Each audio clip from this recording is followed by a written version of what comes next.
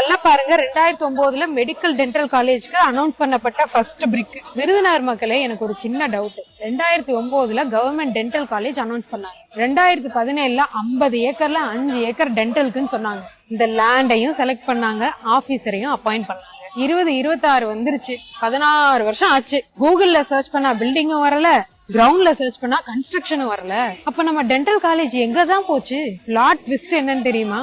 அதே government dental காலேஜுக்கு announce பண்ண இந்த லேண்ட மினி டைட்டில் பார்க் ஃபவுண்டேஷன் இது போட்டிருக்காங்க.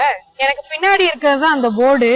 அதுல கவர்மெண்ட் மெடிக்கல் காலேஜுக்கு இடம் ஒதுக்கீடுன்னு எழுதியிருந்தாங்க, அதையும் கிழிச்சுட்டாங்க. கூகுள் மேப்ல லொகேஷன் சேஞ்ச் பண்ண மாதிரி ப்ராஜெக்டையும் சேஞ்ச் பண்ணலாம்னு நினைக்கிறீங்களா?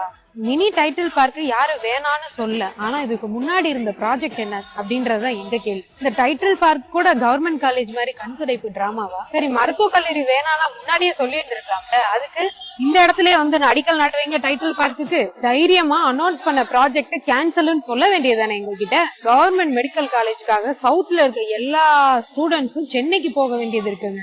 அதுக்குதான் இதை அனௌன்ஸ் பண்ணாங்க. வாக்கு கேட்டா காலேஜ், மினி டைட்டில் பார்க்.